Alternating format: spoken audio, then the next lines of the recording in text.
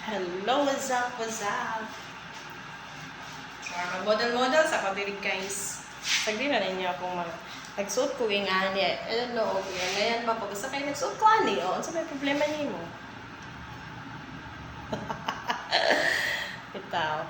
Kumusta naman? Okay na ka? Ako diri okay na lang yun. Bisag apiki. Pero padayon kita maning kamot lang kita ha. Dili ta magpakawala sa paglaom. Daghan man tag utang, sige lang as long as healthy lang ta, makapanarbaho, makalihok pa ta. Ato lagi buhaton ng atong pakaya. Kaya ang Ginoo mohatag lagi na siya sa iyang grasya.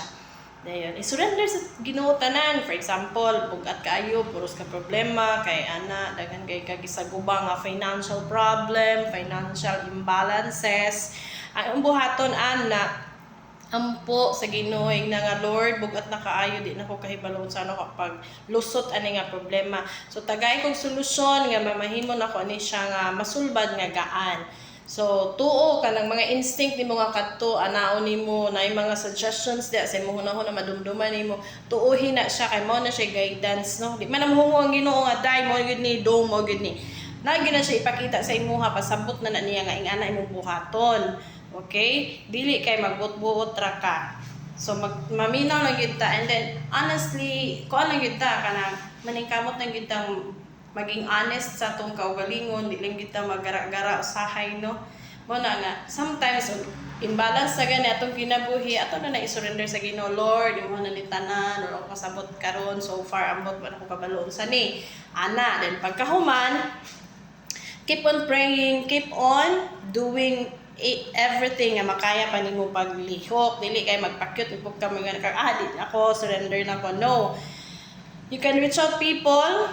Some of your friends maybe can help you ana kay actually kapraning jud ta kapag ana natong problema no asal ta musangko. So kung ako ikaw ampo lang gyud dili magpakawala padayon lang kita sa atong pagkakugi tuo lang kita nga nay grasya ang Ginoo kay kung motuo ta grasyahan kita. Okay, and kung mahimo mangita jud tag pamaagi dili ta magpinutong di ta mag-inui kay di man ta hitsuraan dili po ta mag-inui kay wala man tay tinaguan sa bangko nga pila ka milyon. So kinahanglan gyud ta maghago, kinahanglan gyud ta maglihok and para dili na mausab. Okay, if ever maabot ka sa point nga nakalusot ka ana, okay, nalusutan nimo, nasulban nimo na imong imbalances karon.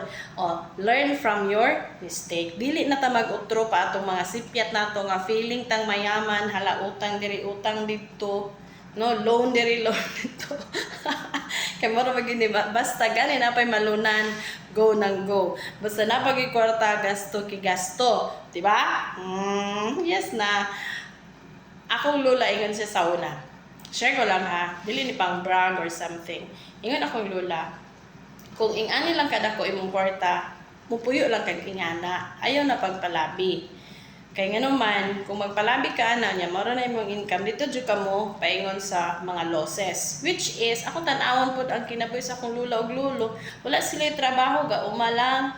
Simple na kayo ang pagkaon, udlot-udlot, ragilin taon ng pagkaon. Pero, nakapalit og yuta, nakabalay. Ano ba? Kung makita nimo almost ang ilang mga anak naka-graduate. Tungod kay gapaning kamot sila.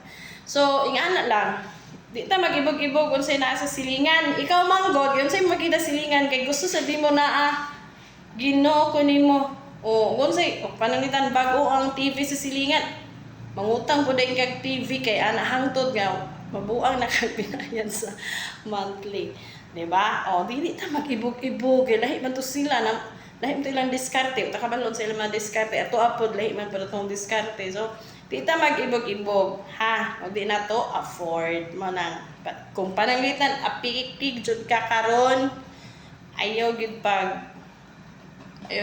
ingon nga surrender na ka, ha?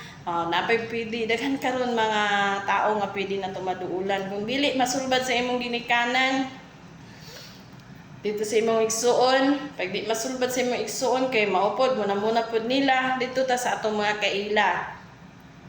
Diba? Kaya ako, ila-ilahon siya na ako akong kaila, kung mapuslan ba na ako dili.